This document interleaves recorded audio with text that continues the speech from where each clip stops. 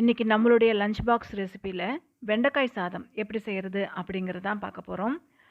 இந்த வெண்டைக்காய் சாதம் இது போல் செஞ்சு கொடுத்தா கொஞ்சம் கூட மிச்சம் வைக்காமல் குழந்தைங்க சாப்பிட்டு வந்துடுவாங்க.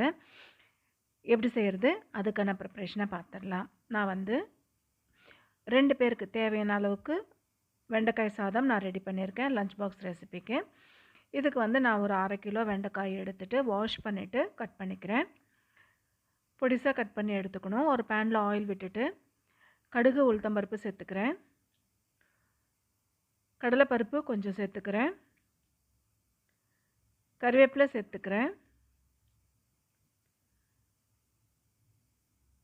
இதோட நம்ம கட் பண்ணி வச்சுருந்த வெண்டைக்காவை சேர்த்துக்கலாம்.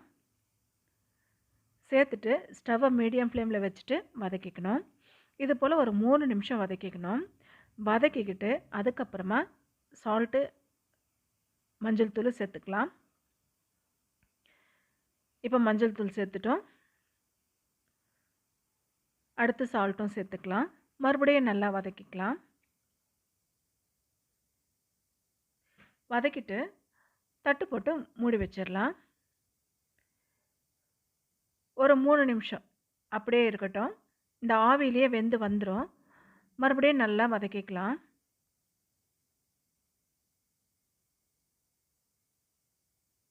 கொஞ்சம் கூட தண்ணி ஊற்ற தேவையில்லை. தண்ணியே ஊற்றாமல் வெண்டைக்காய் நல்லா வெந்து வந்துடும். இப்போ ரெட் சில்லி பவுடர் சேர்த்துக்கலாம்.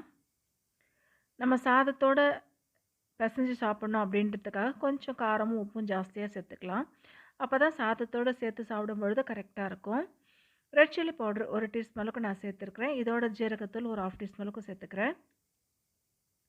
சேர்த்துட்டு நல்லா மிக்ஸ் பண்ணிக்கலாம்.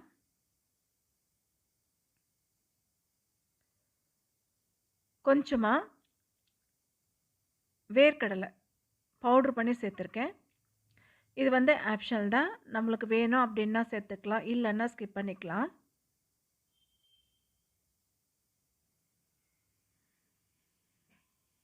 மறுபடியும் ஒரு 3 நிமிஷத்துக்கு லிட்டு போட்டு மூடி வச்சிடலாம். இப்போ நல்லா வெந்து வந்துடும். அவ்வளவுதான், சூப்பராக வெண்டைக்காய் சாதம் ரெடி ஆயிடுச்சு. இப்போது சாதத்தோட நம்ம சேர்த்து சாப்பிடலாம்.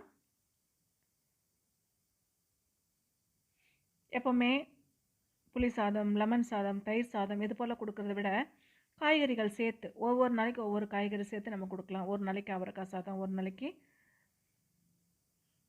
கோவக்காய் சாதம், இந்த மாதிரி ஒவ்வொரு நாளைக்கு ஒவ்வொரு சாதம் கொடுத்துக்கலாம். அந்த வகையில் இன்றைக்கி நான் வெண்டைக்காய் சாதம் செஞ்சுருக்கேன்.